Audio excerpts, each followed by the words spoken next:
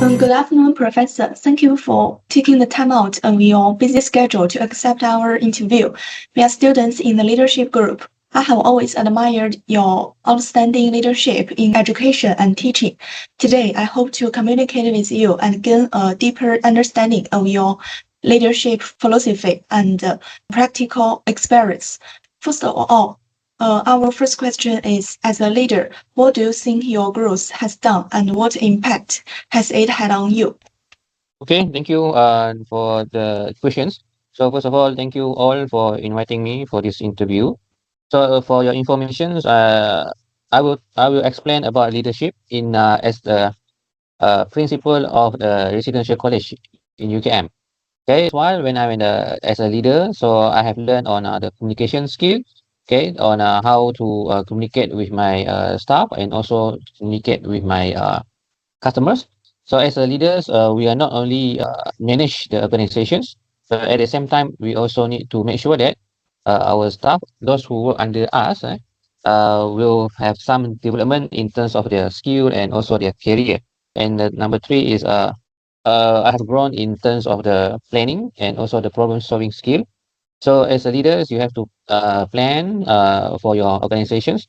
So plan to achieve the objective of the organizations. Okay, so in order to make decision fast, you need to have a critical thinking skill. Okay, and you of course you must have the knowledge in that area before you make the decision.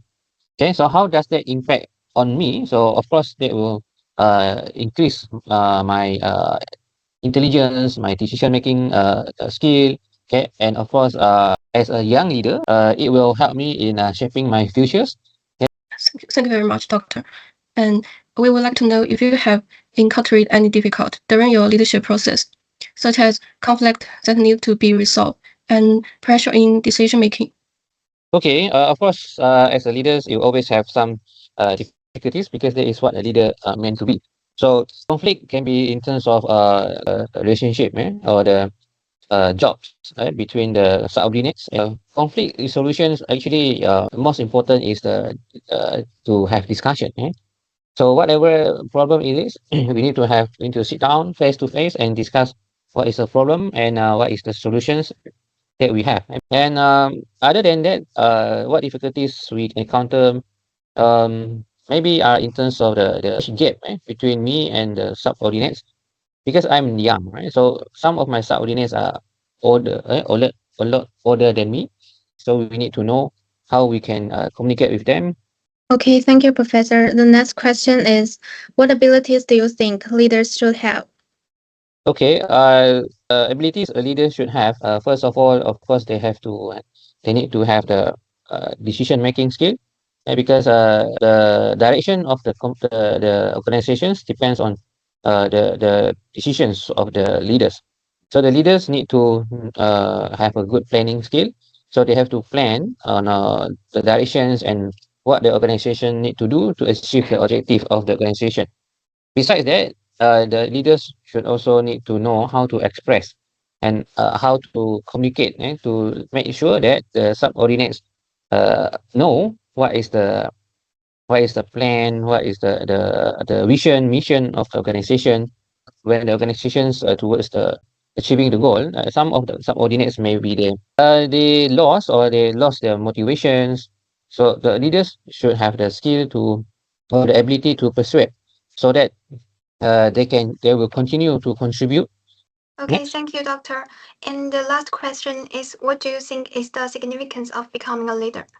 So to become a leader, there is actually achievement actually. So being a leader in the area that we are good, that means there is a recognitions on our ability, and that means you have the chance to contribute to the society. So when you are done, your period is done, so it will be a satisfaction to see the organization that you lead is moving in a good direction.